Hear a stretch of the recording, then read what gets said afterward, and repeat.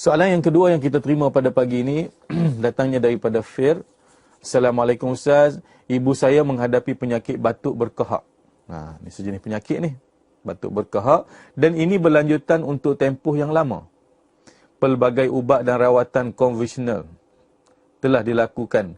Cuma Allah belum sembuhkannya. Bagus. Bahasa ni cukup bagus. Allah belum sembuhkannya. Kadang-kadang menyebabkan terganggunya urusan harian termasuk solat. Apakah rawatan yang sebenar boleh diikhtiarkan? Satu soalan yang bagus. Tuan-tuan, kalau kita batuk, dah masuk tahun yang ke-7. Bukan hari yang ke-7. Batuk dah masuk tahun ke-7. Pergi hospital tak sembuh, ambil ubat tak sembuh. Pergi farmasi tak sembuh. Ubat, pelbagai jenis ubat dah kita makan tak sembuh. Maka kita konalah cari rawatan alternatif. Sebab kalau nak sembuh lama dah. Bertahun-tahun dah batuk. Maka Al-Quran membekalkan kepada anda rawatan. Kepada mereka yang di luar sana batuk lama, batuk baru pun boleh cuba. Yang pertama sekali, makhluk yang paling hebat dalam batuk ni Tuhan buat pada tumbuh-tumbuhan. Tuan-tuan pun kenal benda ni. Namanya bunga cengkeh.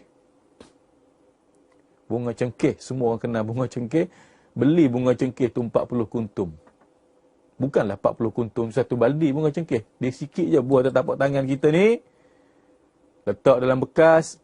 Baca Fatihah jangan lupa. Baca ayat kursi.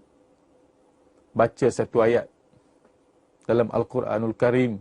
Yang mana batuk ni daripada dada, daripada paru-paru kita, esophagus dan sebagainya. Maka di mana ayat membicarakan tentang dada manusia, penyakit dalam dada manusia ini. Satu ayat yang berbunyi, tuan-tuan dan puan-puan. Ikut saya baca boleh tak tuan-tuan? Boleh pahala, boleh ubat. Saya nak baca ayat ni, siapa batuk, nak letak tangan kat dada, baca pun boleh, ganti ubat batuk. Nak baca pada bunga cengkeh, lagi bagus. Letak tangan kat dada, ikut saya baca. Sila penonton. Bismillahirrahmanirrahim. Wa shifa'un lima fis sudur. Ya Allah, ya Tuhanku, sembuhkanlah penyakit yang ada di dalam dadaku. Sekali lagi saya baca. Bismillahirrahmanirrahim. Wa shifa'un lima fis sudur. Selamat mencuba tuan-tuan dan puan-puan. Surah Yunus ayat 57. Ayat ni bukan saja untuk batuk. Penyakit yang ada dalam dada manusia. Apa dia? Darah tinggi, kencing manis, jantung. Semua tu ada di dalam. So, ingat.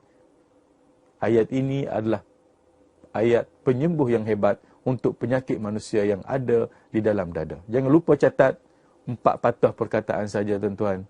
Boleh ingat cepat. Mudah-mudahan dengan ruhul Quran itu akan mencampakkan antibiotik yang rohani dalam jiwa kita.